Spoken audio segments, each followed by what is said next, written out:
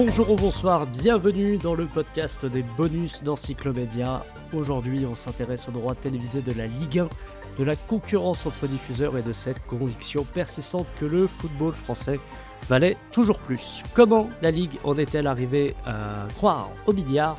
On en parle avec des experts qui ont témoigné au fil des différents épisodes. Sébastien Dourvert, l'ex-responsable éditorial de Orange Sport, Vincent Chaudel, fondateur de l'Observatoire du sport business, l'ex-directeur marketing de la Ligue de football professionnel Vincent Tonkyong, le spécialiste des droits télévisés Pierre Baès, l'économiste du sport Pierre Rondeau, l'ex-directeur du pôle sport de TPS Nicolas Rothkopf et l'auteur et ex-journaliste Éric Bétraud. Pour comprendre cette croyance dans le milliard, il faut revenir aux racines, aux éléments qui ont profondément transformé l'économie du football européen et fait exploser la valeur des droits. Pierre Rondeau revient sur les facteurs déclencheurs de cette inflation structurelle. Premier élément de le début de cette inflation, l'arrivée de la concurrence et la mise en concurrence entre les chaînes qui a fait que les droits ont effectivement explosé. Le début, oui, le début, il peut aussi être enclenché par plein d'autres choses, hein. Le début peut aussi avoir été enclenché par la victoire des Bleus en 98, qui a donné le goût, aux Français, le goût du football aux Français, qui les a motivés à regarder des matchs de foot, donc à inciter à ce que les chaînes se positionnent pour récupérer des droits. Le début peut aussi avoir été, l'arrêt Bosman qui a provoqué la libéralisation du marché footballistique, du marché des travailleurs, des footballeurs, qui a permis à ce que les clubs se développent, s'améliorent et donc, attirent de plus en plus de téléspectateurs attirés par le spectacle. Le début, ça a aussi pu être, l'ère tapis marseillaise et l'ère Canal+ parisienne, ces 2 aires qui ont permis à ce que le niveau footballistique français s'améliore et génère de plus en plus de fans, attirés, donc et attirés de fait, des diffuseurs qui, par un effet concurrentiel, ont provoqué une croissance des droits. Il y a aussi, vous l'avez rappelé, le fait que le Club Europe a été constitué avec Jean-Claude Darmon, sous l'aune de Canal+, a incité à ce que la Ligue de football professionnel directement et le pouvoir politique indirectement commencent à légiférer sur l'orchestration et l'organisation, des appels d'offres et de la vente des droits TV qui aboutira, peut-être qu'on y reviendra, qui aboutira à la loi Lamour en 2003. Mais en tout cas, l'inclinaison des clubs et la constatation des clubs à travers le Club Europe, la constatation des clubs que les droits TV peuvent rapporter gros, peuvent rapporter beaucoup d'argent, donc leur inclinaison à soutenir la négociation, à soutenir les négociations pour tirer vers le haut les droits TV. Oui, effectivement, on y est en 99 avec cette augmentation considérable, alors qu'effectivement, dans les années 80, c'était mirifique, c'était rien du tout. Là, on a une augmentation, mais l'augmentation, voilà, je pense qu'elle est multifactorielle. Elle est peut-être expliquée par plein de choses. Et c'est oui, pour répondre à votre question, peut-être le début de l'ère qu'on va appeler, que les économistes appellent, les 20 glorieuses du football français. Les 20 glorieuses, c'est de 2000 à 2020, où on a une explosion des droits TV, une explosion des budgets, une explosion de la masse salariale, qui s'arrêtera donc frontalement en 2020 avec le Covid et Mediapro. Mais en tout cas, c'est vrai que 99-2000, c'est le début de ces 20 glorieuses footballistiques pour la France. Mais cette inflation ne tombe pas du ciel, elle est aussi le produit d'une stratégie assumée. Éric Métro raconte comment la Ligue a appris à jouer des concurrences pour faire monter les prix. Canal+, était le diffuseur historique, a été quand même très tranquille entre 84 et 99 au niveau des contrats, mais l'ambiance avec le lancement de TPS, parce que dans le TPS, il y avait quand même de la puissance, hein. Il y avait TF1, il y avait M6, il y avait Orange. Bon, c'était un bouquet satellite en plus, donc qui menaçait d'amener une autre offre payante. Et c'est vrai qu'ils ont pratiqué à l'échelle de l'époque une surenchère sur la D1 et la Ligue a joué avec ça. De toute façon, la Ligue, elle a toujours joué des concurrences pour faire augmenter les tarifs jusqu'à après certains déboires plus récents ou à ce petit jeu de vouloir toujours plus avec toujours plus de partenaires. Ils se sont brûlés les ailes. Si l'inflation est européenne, le cas français, lui, est particulier. Pierre Naès explique pourquoi la France n'a pas connu 20 ans de hausse continue et comment on a fini pour arriver à Mediapro. D'abord, je tiens à préciser qu'en France, on n'a pas 20 ans d'inflation. Comme je l'ai dit, début des années 2000, on est arrivé à un niveau qu'on ne va plus trop dépasser jusqu'à Mediapro, en fait, hein, ce qui provoque une frustration incroyable chez les dirigeants de la Ligue qui se plaignent à tour de bras du monopole de Canal et blablabla. Et blablabla. Ceci, d'ailleurs, permet de resituer le contexte où Mediapro arrive avec une offre dingue. Et pour tous ces présidents, et le président de la Ligue, Kio à l'époque, c'est formidable. On a enfin mis le monopole de Canal par terre. On a enfin trouvé un concurrent. Donc on peut comprendre après coup à quel point, comment on va dire, l'empressement de signer avec Mediapro était grand, les faisant oublier les plus élémentaires mesures de sécurité financière, comme une garantie solide. Le business de la télévision à péage, comment on va dire dans le business de la télévision à péage, particulièrement sportive, vous avez des compétitions premium, hein, desquelles vous ne pouvez pas vous passer si vous entendez convaincre des gens à s'abonner à votre service. Dans le jargon de la télévision à péage, on appelle ça des must-have. Okay, à côté de ça, vous avez des nice-to-have. La stratégie de Canal, au départ, c'est d'avoir tout. Les must-have, mais aussi tous les nice-to-have, c'est-à-dire, avec les nice-to-have, en fait, vous additionnez les niches des fans pour constituer, là aussi, comment on va dire, un portefeuille d'abonnés. Au fil du temps, les must-have sont devenus de plus en plus chers pour les télévisions à péage. Ils ont dû faire des choix et se débarrasser des nice-to-have. C'est un phénomène qu'on voit tout aussi bien chez Sky en Angleterre, par exemple. Et donc, à ce moment-là, évidemment, vous accentuez votre dépendance par rapport, dans votre business de télévision à péage, par rapport à ces compétitions must-have. Qui dit dépendance dit que vous êtes là en face d'un monopole et que donc le monopole va profiter de cette dépendance pour tirer les prix vers le haut. Et donc, pour ces acteurs de télévision à péage, l'enjeu, c'est de réduire cette dépendance. En fait. Et donc, c'est de pouvoir proposer suffisamment à votre abonné pour celui qui n'est pas abonné s'abonne, mais surtout, dans le cas, par exemple, de Canal+, mais aussi de Sky, qui ont déjà un portefeuille important d'abonnés, c'est surtout pour qu'ils ne partent pas. Canal, vous savez, surveille la température de satisfaction, on va dire, de ses abonnés quotidiennement. Et donc, pour eux, ben voilà, il est essentiel que le désabonnement soit réduit au maximum.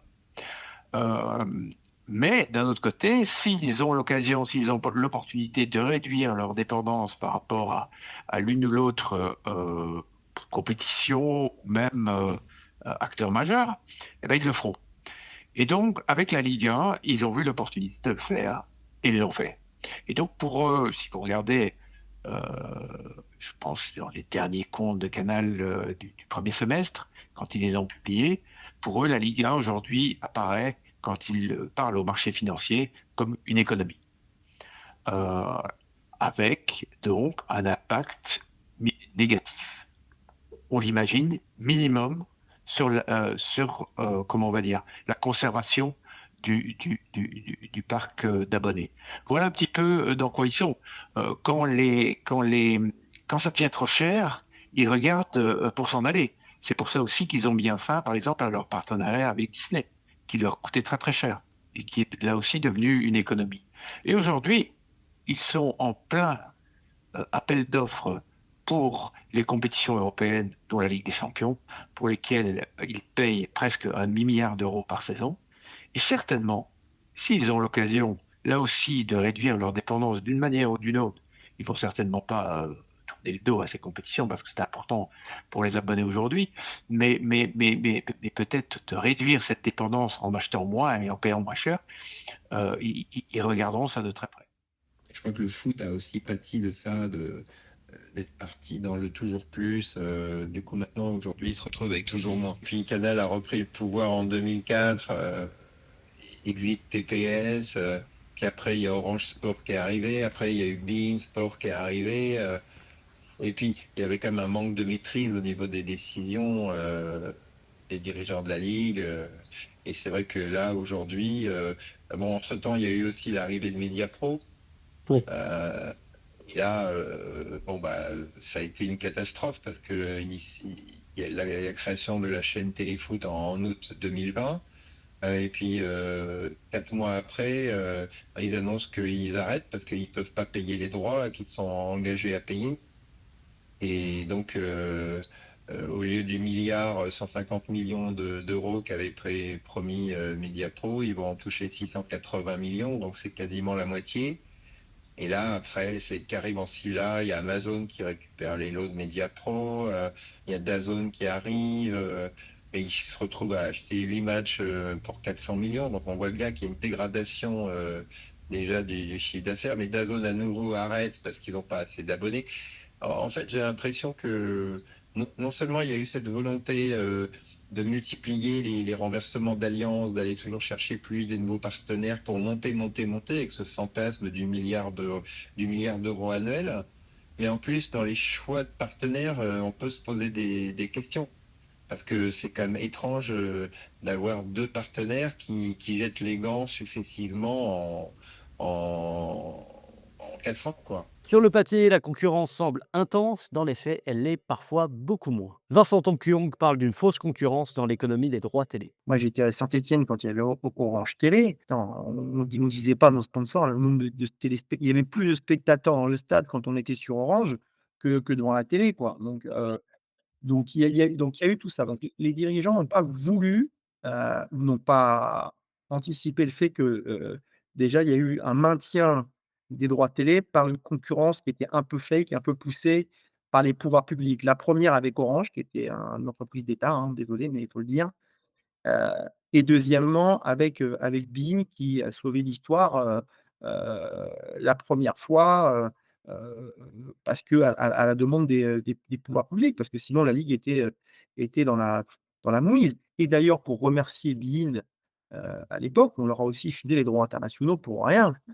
Quand je vous dis que les droits internationaux ont été sous-développés parce qu'ils ont toujours servi quelque part d'une de monnaie d'échange et donc ça, c'est pour moi la 1re des choses. Nicolas Rotkopf, lui, pointe l'absence de véritable stratégie partenariale entre la Ligue et ses diffuseurs.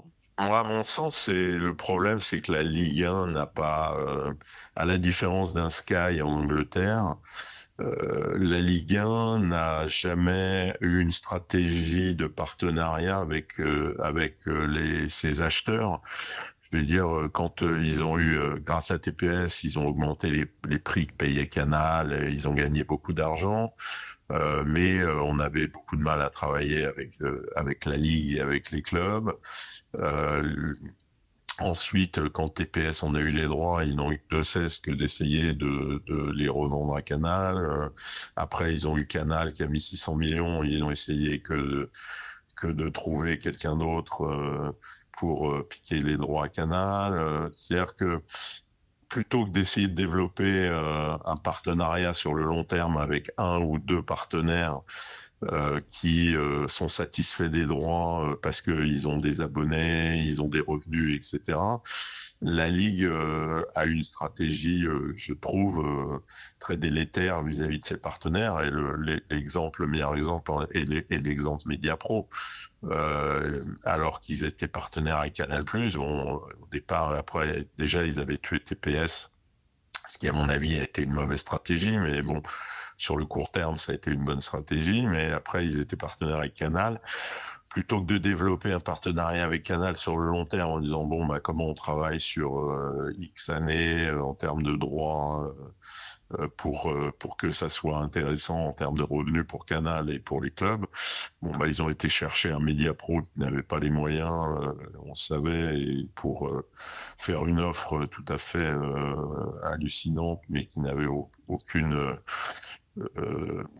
sécurité financière. Hein. La preuve, c'est que Mediapro s'était fait jeter par les Italiens quelques mois auparavant, et que l'idée de Mediapro, c'était d'acheter les droits très chers et de les revendre encore plus cher à Canal+, en partie, et de s'en garder un petit bout pour lui histoire de vivoter. Sauf que Canal n'est pas rentré dans le jeu et a préféré à se concentrer sur la Ligue des Champions, sur d'autres droits et d'acheter d'autres droits, que ce soit cinéma ou sport, comme la Formule 1, pour pallier à la perte de la Ligue 1. Et donc aujourd'hui, la situation dans laquelle se retrouve la Ligue 1, pour moi, c'est eux qui l'ont cherché et ils ont ce qu'ils ont obtenu en termes de stratégie pendant des années.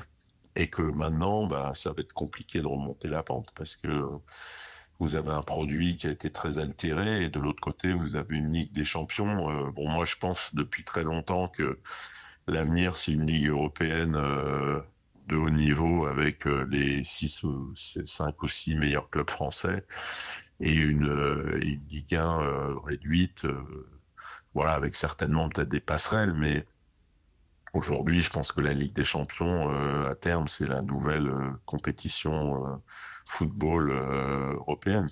Derrière les chiffres, une confusion persiste, celle entre le prix et la valeur.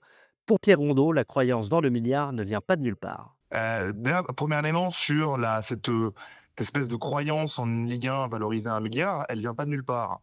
Vous avez un cabinet de conseil, Boston Group Consulting, qui, à la fin des années 2010, après une commande faite par la Ligue de foot et Didier Quio, a estimé la valeur de la Ligue 1 française. Et c'est un groupe américain, voilà, un groupe d'études américain plutôt sérieux, Boston Group Consulting, qui en arrive à la conclusion que parce que pouvoir d'achat, parce que popularité, parce que niveau de jeu, parce que tout plein d'éléments et tout plein de facteurs particuliers, ils en arrivent à la conclusion que la Ligue 1 française devrait être valorisée entre 800 et 1 milliard 200 millions d'euros. Donc le milliard, il est clairement là. Alors, on va dire que c'est la marge d'erreur. Si on a une estimation entre 800 et 1 milliard d'euros, bah, on se met au milieu et le milieu, c'est le milliard. Donc, le milliard, il va être économiquement justifié par une boîte de consulting, une boîte de conseil sérieuse qui, avec plein de paramètres différents, plein de facteurs différents, plein d'arguments différents, justifie une valorisation à 1 milliard. Et cette valorisation à 1 milliard, dans l'esprit des dirigeants, elle devient justifiée et justifiable. Donc, il faut l'attendre. Mais encore faut-il un public prêt à suivre. Peu de gens le disent ou acceptent l'idée, mais on n'est pas un pays de supporters. On n'est pas un pays de supporters parce que sinon, on se comporterait autrement. Là, je vais arriver sur la situation du moment. Quand je parlais du milliard et qu'on se posait la question sur le milliard, est-ce que les droits télé de la Ligue 1 valent 1 milliard? Je disais, moi, en fait, avant de savoir si si la Ligue 1 vaut 1 milliard, la question c'est de savoir si le marché est capable de supporter le milliard. Et oui, le marché français est capable de supporter le milliard. Il est capable parce que, en fait, on a le nombre d'abonnés à la télé payante en France et le montant que les Français payent à la télé payante est comparable à l'Allemagne, l'Italie ou l'Espagne. Je mets le marché anglais un peu de côté. Et à partir du moment où il est comparable, c'est-à-dire qu'il est capable de supporter le même type d'investissement. Sauf que il n'est plus du tout capable de payer 1 milliard, ce marché, si on se met à dos l'acteur majeur qui est le groupe Canal+, ce que la Ligue a fait. Et donc c'est à partir de là que les gros problèmes commencent. Et donc ça c'est le premier point. Le marché peut supporter le milliard. Maintenant, il peut pas le supporter sans son acteur majeur. Ok. Imaginons que la Ligue ne se soit pas mis à dos au Canal et qu'elle ne soit pas dans un bras de fer juridique avec Canal. Ça pourrait. Maintenant, reste à savoir si le consommateur final, l'abonné, est prêt à payer le juste prix pour pouvoir permettre à un diffuseur de payer le milliard. Et c'est là que ça coince. Quelques exemples. DAZN achète la Serie A 700 millions d'euros. La Serie A, c'est l'Italie, c'est 57 millions d'habitants. Ok. Et dans la foulée, il propose 500 millions puis 400 millions d'euros pour acheter la Ligue 1 en France, 67 millions d'habitants. Oui, mais alors c'est soit parce qu'ils n'avaient plus d'argent, soit parce qu'ils estimaient que le marché français pourrait payer moins que le marché italien. Et à ce moment-là, on peut se pencher sur ce sujet exactement. On va regarder, on va se rendre compte que en France, au moment où on se parle, on a 15 euros pour Ligue 1+, plus 15 euros pour Beansport. Donc ça fait en gros 360 euros à l'année pour voir toute la Ligue 1. Chez nos voisins, Bah, c'est 600 en Italie, c'est 720 en Allemagne, c'est 900 en Angleterre et c'est 1300 en Espagne. Donc, l'arrêté, c'est qu'en fait, les Français sont pas prêts à payer plus pour voir leur propre championnat. Et ça, c'est un vrai sujet. Mais admettons que ce soit pas une question uniquement d'argent. Je prends un exemple récent hein, sur les matchs de qualification, les récents matchs France-Ukraine-France. Ukraine-France sur TF1, ça fait 4,8 millions de téléspectateurs. C'est gratuit. Israël-Italie, qui est à peu près du même niveau, hein, on n'est pas sur un choc. Le même week-end, sur de la télé aussi accessible au plus grand nombre, 7 millions de téléspectateurs. Donc ça veut dire qu'en fait, on a moins de Français qui ont envie de regarder du foot, même gratuit, que nos voisins. Donc le sujet, c'est qu'on est probablement moins supporters. Et il suffit de regarder aussi, je vais vous donner un autre exemple, dans le Big Five, dans les 5 grands championnats, on est celui qui a le moins de spectateurs de moyenne par match. Mais à la limite, pourquoi pas? Mais la Bundesliga 2, la deuxième, nous on est à 27 000 spectateurs de moyenne en Ligue 1. La deuxième division, la Bundesliga 2, est à 30 000. Notre deuxième division, nous, elle est à 8 000. Donc on a un sujet de supporterisme. Euh, et ça, forcément, bah, ça impacte. Ça impacte le marché. Comment Canal+ en est venu à se retirer de la Ligue 1? Les explications de Vincent Chaudel. Canal a été obligé de se dire ça parce que la Ligue lui a tourné le dos. Elle lui a tourné le dos en 2 temps. Appel d'offres Mediapro. C'est-à-dire qu'en fait, je reviens sur mon point, à partir du moment où, on va dire autour de 2006, à partir du moment où Canal achète et reconstitue une exclusivité qui lui coûte 650 millions d'euros par an, euh, et ça lui permet d'absorber TPS, Canal se dit à ce moment-là, on a atteint un sommet. Maintenant, je suis assez open à l'idée de ne plus être obligé de payer tout seul. Donc, en gros, Canal va se mettre une limite à 4 à 500 millions d'euros pour avoir le premium de la Ligue 1 et accepter qu'un coup ce soit Orange ou un coup beIN Sport qui viennent compléter pour 200 millions d'euros. En gros, ok, on va dire que la Ligue 1 vaut 700. Moi, je prends 500 et trouver quelqu'un d'autre pour 200. Je n'aurai pas l'exclusivité, mais j'aurai l'essentiel et ça me convient. Et donc, on va vivre une dizaine d'années comme ça. On va vivre une dizaine d'années comme ça. Et puis, la Ligue se met martel en tête sur je veux le milliard, je veux le milliard, je veux le milliard. Et au lieu de proposer un diffuseur complémentaire à Canal pour aller chercher le milliard, la Ligue va faire tapis en misant tout sur un acteur nouveau qui s'appelle Mediapro, qui arrive d'Espagne avec des fonds chinois, mais qui a 0 abonné en France, et va lui confier les lots premium. Ce qui va obliger Canal de trouver une solution de repli en rachetant à beIN Sport son lot complémentaire. beIN Sport avait continué à prendre le lot complémentaire, hein, qui était avant à 200, qui était monté à 300, 320 pour être précis. Mais bon, ça aurait pu. En fait, ce qui est dingue dans cette histoire, c'est que je crois qu'il y a à peu près 50 millions d'euros d'écart entre l'offre de Canal et l'offre de Mediapro. C'est-à-dire que si la Ligue a la lucidité de ne pas prendre un risque inconsidéré, elle prend Canal à 750, elle rajoute 320 de beIN Sport et elle a son milliard dans un écosystème qu'elle maîtrise. Voilà. Eh ben non, la Ligue va prendre le risque inconsidéré de partir avec un diffuseur qui part au jour 1 avec 0 abonné pour un contrat de 5 ans, mais qui n'est pas capable de tenir. C'est-à-dire que pour, pour être rentable, il aurait fallu que Téléfoot, la chaîne de Mediapro, soit très rapidement à 3,4 millions d'abonnés. Ça marche pas. Ça marche pas. 3,4 millions, il a fallu 10 ans, je crois, à BIN pour passer la barre des 3 millions. Donc ça marche pas. Ça marche pas et ils vont prendre le prétexte fallacieux du Covid pour jeter l'éponge. être insolvable, les Chinois étant assez compliqués à contraindre pour honorer leurs dettes. Voilà. Donc là, on peut dire que Canal n'a pas misé assez. 50 millions près, je pense que c'est une erreur tactique de la Ligue. Et après, surtout, la Ligue, là où Canal souhaitait qu'il y ait un nouvel appel d'offres global, la Ligue va remettre en jeu uniquement le lot de Mediapro que Amazon va prendre pour 250 millions d'euros. Mais quand et Amazon le prend légalement, hein, il n'y a pas de problème par rapport à ça, mais légalement, pour l'instant, Canal à chaque fois a été débouté. Et si on regarde uniquement les contrats, on peut comprendre pourquoi ils perdent.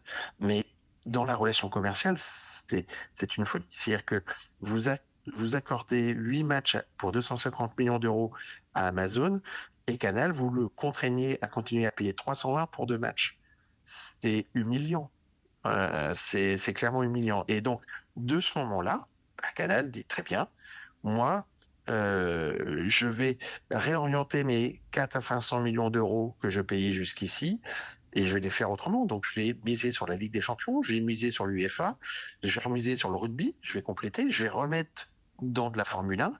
Et maintenant, quand le football, la Ligue dit, Canal, revenez vers nous, et ils disent, je suis désolé, mais moi, maintenant, j'ai appris à vivre sans vous. Et de toute façon, mon argent, je l'ai redistribué ailleurs. Donc, voilà. Et puis, si on regarde bien, avec les Coupes d'Europe, puisque j'ai toutes les Coupes d'Europe, j'ai le meilleur de la Ligue 1, j'ai les meilleurs clubs de Ligue 1. Donc, non, merci et bon courage à vous. L'épisode Mediapro agit comme un révélateur de toutes les fragilités du système. Vincent Tanquion dresse un parallèle entre TPS il y a une vingtaine d'années et Mediapro il y a seulement 5 ans. Et TPS n'était que par satellite. Donc effectivement, je pouvais comprendre un peu l'inquiétude des présidents de clubs, heu, en se disant: «On se lance dans l'inconnu, ils ont quasiment pas d'abonnés», et quelque part, il y avait beaucoup d'argent à la clé du côté de TPS, avec des gros actionnaires derrière qui tenaient la route. Il y avait quand même dans les actionnaires de TPS, il y avait quand même TF1, M6, France Télévisions. C'était pas, ouais, ce que je veux dire, c'était pas, mais il y avait cet inconnu par rapport à un partenaire historique depuis 84 qui, lui avait validé son business model. Si on met en parallèle avec, ce qui s'est passé avec Mediapro, les gars, ils ont tourné le dos, à Canal+ pour une boîte. Moi qui travaille toujours dans l'univers des droits télé où, tout de suite j'ai appelé les gens et j'ai dit: «Vous savez avec qui vous avez signé quand même?» Donc, voilà, pour des montants considérables, avec un actionnaire chinois. Je lui dis: «Vous pensez que l'actionnaire, chinois, quand vous allez devoir aller chercher l'argent en Chine, il va». Donc ils ont pas eu par l'appât du gain, la cupidité, ils ont pas eu ce raisonnement de se dire: «Non mais attends, il y a un truc qui va pas, en fait». Heu, à cette époque-là, ils se sont quand même dit: «Ouais, mais c'est quand même dingue, on risque de perdre la visibilité par rapport à nos sponsors, ça peut être un problème», et donc il y a eu ce truc et puis en fait, je pense que c'est pas par, alors il y avait un côté quand même pour certains qui étaient intrigués et qui étaient, embêtés par cette histoire de risque de perte de visibilité, et puis il y en a d'autres en fait qui essaient de trouver n'importe quel argument pour essayer de remettre Canal+ dans la dans dans la boucle. Voilà, donc je dirais qu'au bout du compte, heu TPS à l'époque aurait vraiment dû gagner, hein, de très, très loin, si on avait respecté une logique.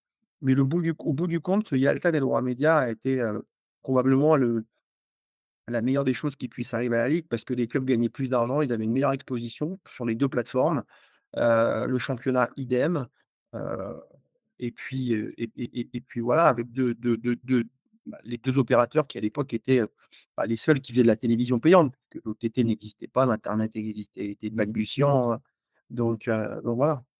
25 ans plus tard, on est sur des droits de la Ligue 1 qui sont valorisés aux alentours de 350-400 millions d'euros à peu près, quand on Mmh. les calcule avec DAZN et beIN. Vous l'expliquez comment le fait que la Ligue 1 n'attire plus vraiment des masses? C'est que les diffuseurs, on a quand même des GAFA, on a toujours Canal qui est dans le jeu, on a beIN qui a quand même un actionnaire, qui a pas mal d'argent et la Ligue 1 n'attire plus des sommes, faramineuses depuis Mediapro. Vous l'expliquez comment ça? Bah, déjà, je dirais que pour moi, je retiendrai pas, la somme faramineuse de Mediapro puisque c'était une somme qui était fake au bout du compte, hein, puisqu'en fait, c'était une société qui avait quand même garanti plus d'1 milliard? Non, c'est ça? 1 milliard. 1 milliard dans un nouveau marché. C'est ça qui est lunaire. On a quand même des gens qui sont à la tête de la ligue, qui sont des chefs d'entreprise et il y a une boîte espagnole qui, à l'époque, faisait à peu près, faut regarder les chiffres, mais 2 milliards d'euros de chiffre d'affaires au niveau global, de chiffre d'affaires, pas de rentabilité, de chiffre d'affaires.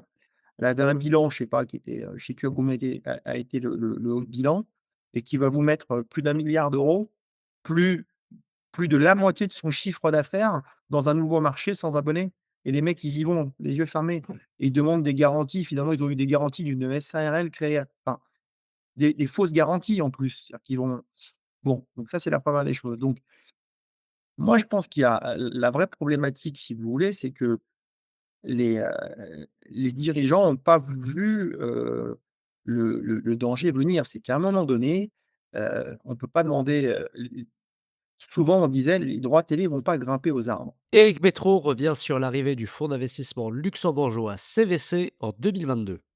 Ce qui m'a fasciné aussi, c'est l'épisode avec CVC, le fonds d'investissement luxembourgeois, qui arrive à la rescousse euh, au printemps 2022. Hein. Donc là, on est juste après que Amazon récupère les lots de Mediapro, avant l'arrivée de DAZN, et c'est déjà le binge le plus total.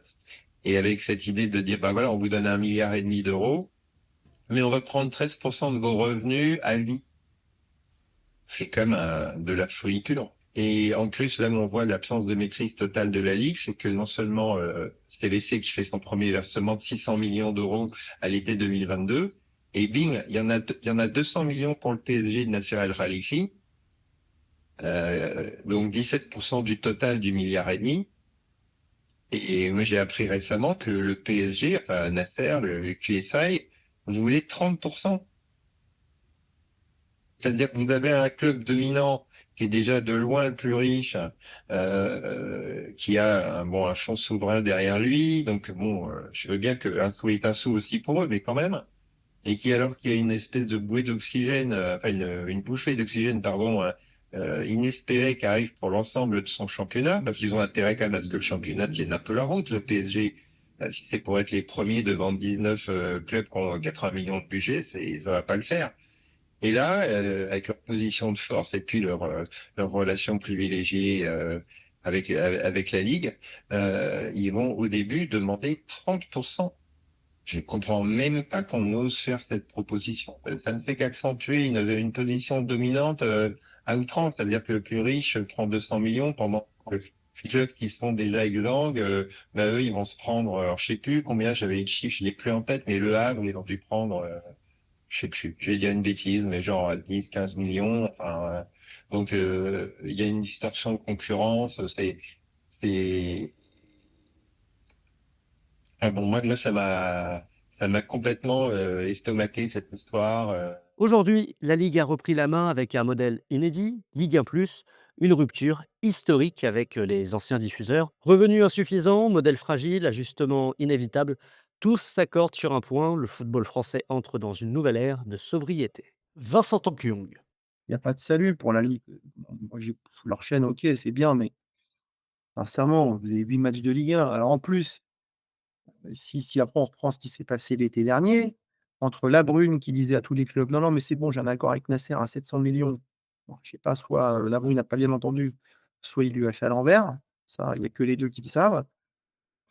Ils vendent la Ligue 2 à beIN pour, 40 millions d'euros sans savoir ce que va être la Ligue 1.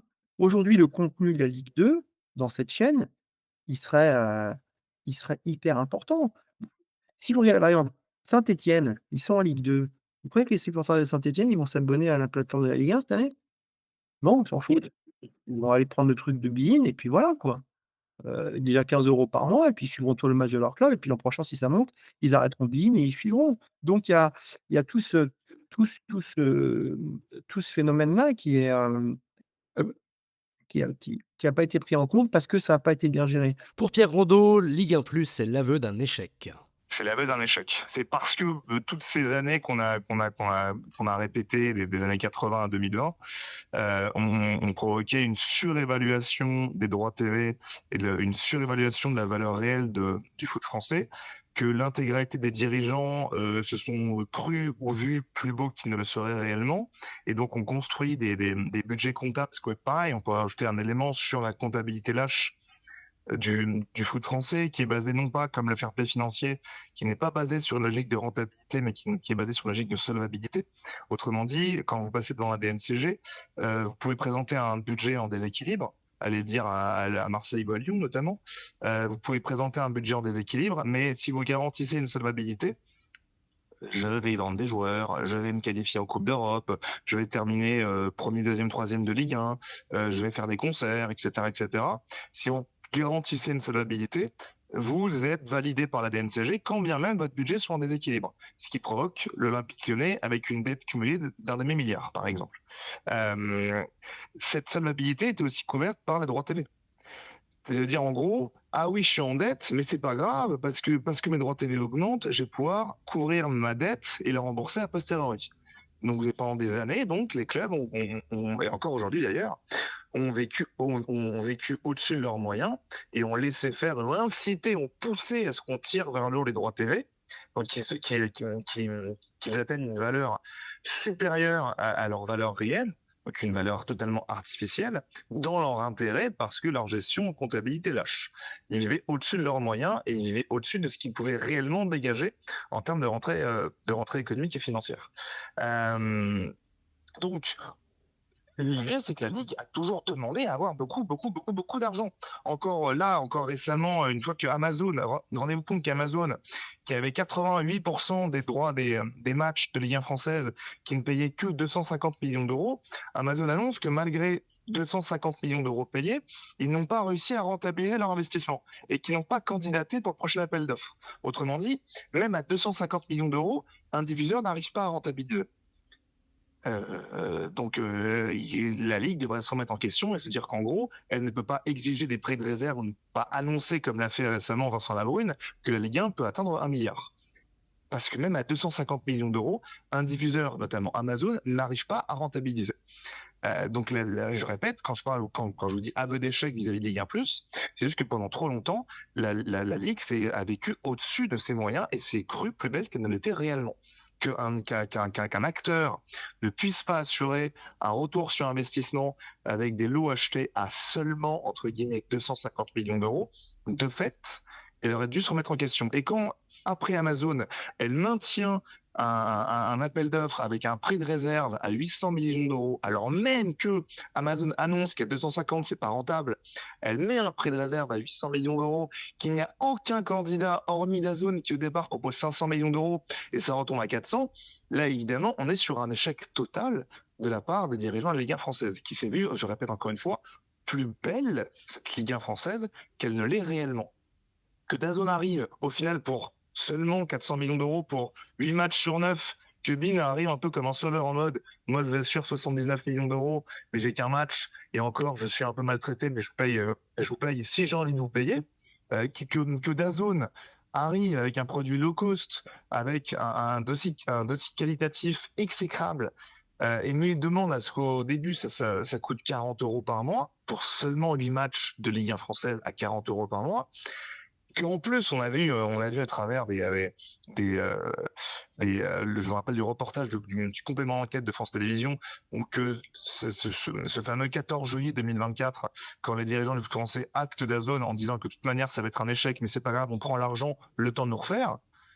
On est quand même sur un amateurisme total et sur une incompétence totale de la part des dirigeants qui, au final, se retrouve sans aucun candidat après DAZN, qui était le seul à candidater pour moitié moins que ce qu'il pensait avoir. Donc aucun candidat au portillon. Ils actent Ligue 1+, c'est eux qui vont être leurs propres producteurs de contenu, et ils se rendent bien compte qu'à ce niveau-là, en étant leurs propres conducteurs de contenu, ils ont du mal à dégager des marges suffisamment importantes.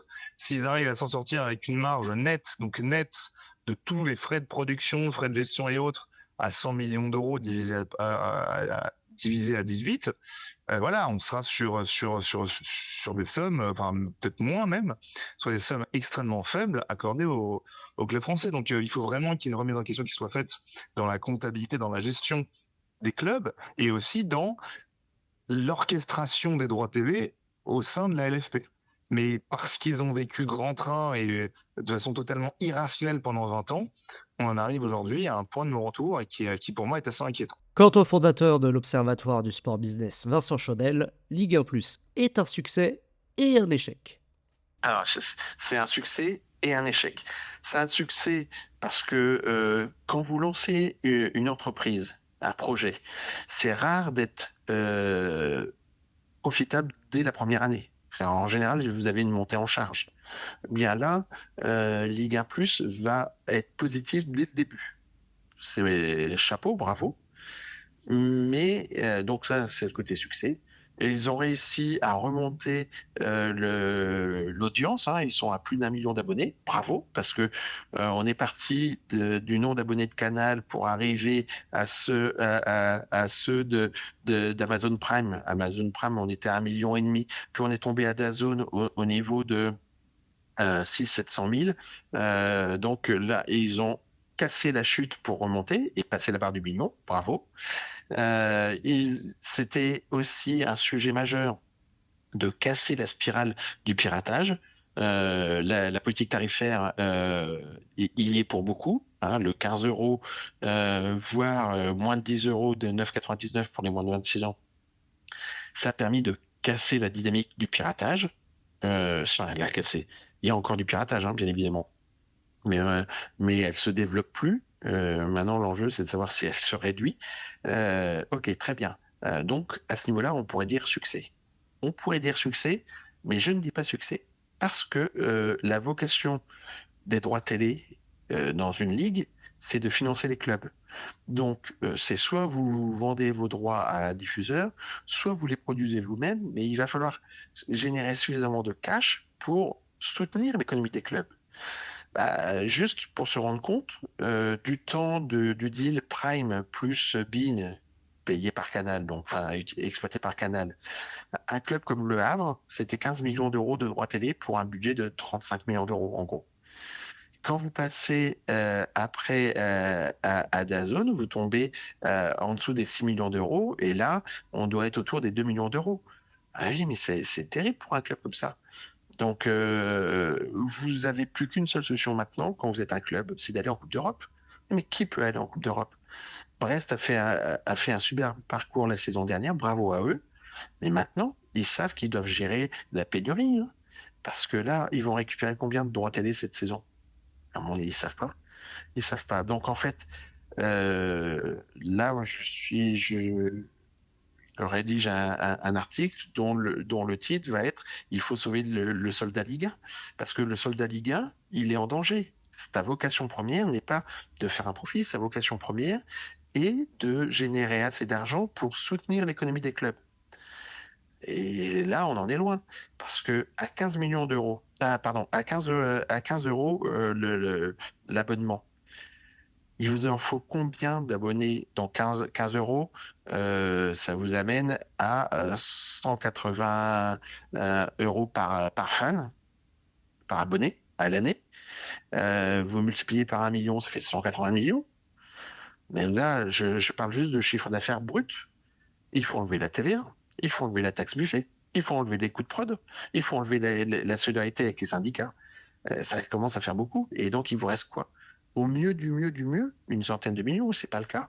Et donc, si vous voulez chercher les 500, les 600, les 700 millions d'euros, bah, il vous faut, mécaniquement, il vous faut 5 millions d'abonnés, ce que personne n'a jamais été capable de faire en dehors de Canal. Quant à Sébastien Dourvert, il pense que le lancement de Ligue 1 Plus est une excellente nouvelle pour le football. Il nous explique. J'en pense que c'est le sens de l'histoire et sans doute que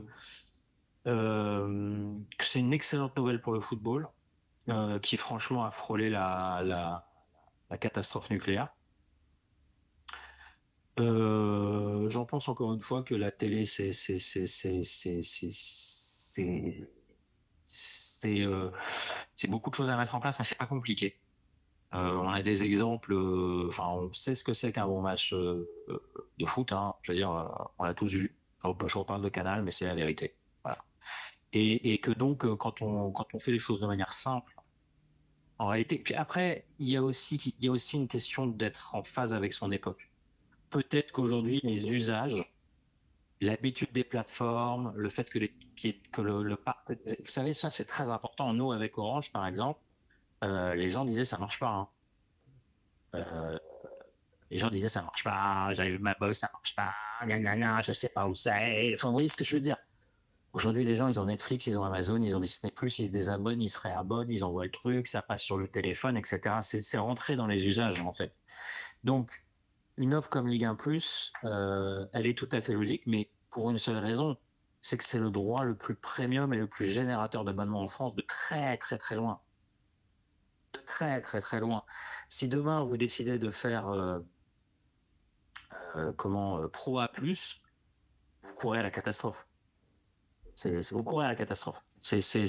Vous allez finir avec un bilan, avec un trou dans la caisse en minimum.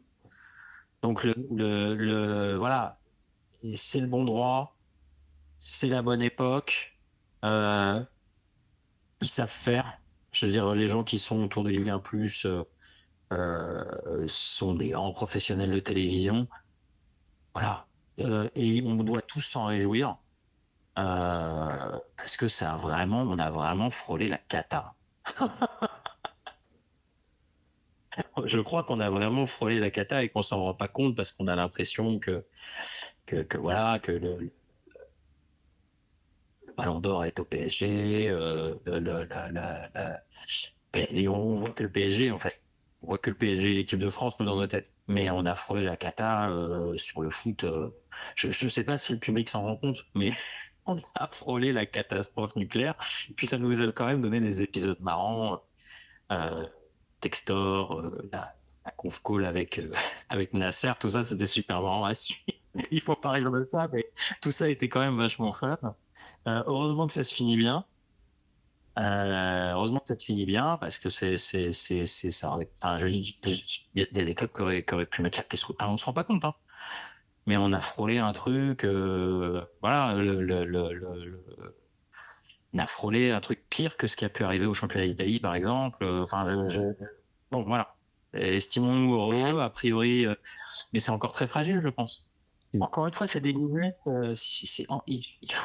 Et là, moi, je suis pas qualifié pour vous en parler parce que je suis un mec de contenu, mais ça m'intéresse. Mais vous voyez, c'est comme les compagnies aériennes, quoi. Je lisais un article l'autre jour, American Airlines, ils gagnent $1 par passager. Donc en fait, vous êtes sur des économies où, bah, si vous faites 2 millions d'abonnés, vous gagnez de l'argent, mais si vous faites 1,5 million, peut-être que vous en perdez, j'en sais rien. Donc c'est super, le pricing, les technos que vous utilisez, enfin tout ça, nous, ça nous dépasse, mais voilà, il faut comprendre, parce qu'on a l'impression que le sport c'est waouh, mais il faut comprendre que c'est des économies qui parfois se jouent ouais, à 1 euro, 2 euros sur le prix de l'abonnement. Où ils sont à regarder, à se dire, alors attends, si je mets 14,99, est-ce que les gens s'enfuient? Est-ce que si je mets 17, enfin voilà. Et donc nous, on a l'impression que voilà que c'est champagne. Mais non, c'est des business très durs, très concurrentiels, avec des enjeux qui sont majeurs. Et donc, en ce qui concerne Ligue 1+, j'ai juste envie que ça cartonne vraiment pour le sport et pour le foot français. Parce que dans le pire des cas, ben, Ligue 1+ est pérenne et assurera aux fans comment dire, un service de qualité et pour un prix correct. Après, le seul problème de ça, si vous voulez, c'est que vous avez un droit premium qui, entre guillemets, finançait les autres sur des chaînes, et bien entre guillemets, et que ça, vous allez le perdre. Donc voilà, on verra. En tout cas, pour le foot, pour le vaisseau amiral du sport en France, pour la Ligue 1, c'est une bonne nouvelle. Avant de conclure cette émission, j'ai demandé à Pierre Maes, Pierre Rondeau et Vincent Chaudel de résumer 25 ans de droit télévisé de la Ligue 1 en quelques mots. En fait, 4. Donc, dans une phrase, on peut mettre les 4 phases. On est passé du monopole de Canal à une grosse concurrence avec TPS qui a enfin fait monter le niveau des droits pour retourner ensuite finalement à un monopole malgré les concurrents qui ont défilé pendant les années 2010. Vous avez dit Orange, il y a eu BID, il y a eu Altis. Et aujourd'hui, depuis Mediapro, donc c'est la 4e phase. Donc on a monopole, concurrence, monopole, et la 4e phase aujourd'hui qui est la phase de la misère. Depuis l'épisode Mediapro où on va dire les catastrophes finalement se sont enchaînées pour arriver à finalement ce que je prédis dans mon premier livre, c'est-à-dire un niveau de droit TV égal à 0. C'est la chienlit. Voilà, je vais citer le général de Gaulle, c'est la chienlit. Voilà. Excellent. Parce que c'est que, peut-être pas à 25 ans si on va détailler, ce qui n'est pas le cas, mais en tout cas, on va dire les 5 dernières années, c'est vraiment la chienlit. Les 25 dernières, c'est plus calme quand même dans les années 2000, mais sur les 5 dernières, on était vraiment dans un beau bordel. Déjà, un qualificatif, ça serait frustrant. Mais tout le monde s'est trompé dans cette histoire. C'est une longue liste d'erreurs, de rendez-vous manqués. C'est une longue liste de rendez-vous manqués. Désormais, vous savez presque tout sur l'histoire des droits télévisés de la Ligue 1. Un grand merci à l'ensemble des intervenants qui ont participé à cette saga consacrée au football français. Éric Métraud, Pierre Maes, Pierre Rondeau, Vincent Chaudel, Nicolas Rothkopf, Sébastien Dourvert, Vincent Tonkyong et Cyril Dupelot. Si vous souhaitez approfondir le sujet, plusieurs lectures font référence. Sport et télé, les liaisons secrètes d'Éric Métraud, paru en 1995 chez Flammarion, aujourd'hui disponible sur le marché de l'occasion. La ruine du foot français, du Crash Media Pro à la Détroit européenne de Pierre Maes, paru en 2022 aux éditions FYP dans la collection Essais critiques. Et fin de partie pour le foot de Pierre Rondeau, paru en 2021 aux éditions de l'Aube. Je vous recommande également de suivre les travaux de l'Observatoire du sport business, fondé par Vincent Chaudel, pour mieux comprendre l'économie du football et du sport professionnel. Cette émission est à retrouver en version longue, en podcast sur l'ensemble des plateformes d'écoute. N'hésitez pas à vous abonner sur Spotify, Apple Podcasts, Deezer ou votre application habituelle. C'est le meilleur moyen de ne manquer aucun épisode et des contenus inédits. Prochaine émission le 31 janvier, toujours sur Radio Campus Paris 93.9 FM, avec un épisode consacré cette fois-ci à la télévision pour les jeunes. Merci à toutes les équipes de Radio Campus Paris et merci pour votre fidélité. D'ici là, on se retrouve sur encyclomedia.fr et sur nos réseaux sociaux. Très bonne soirée sur notre antenne.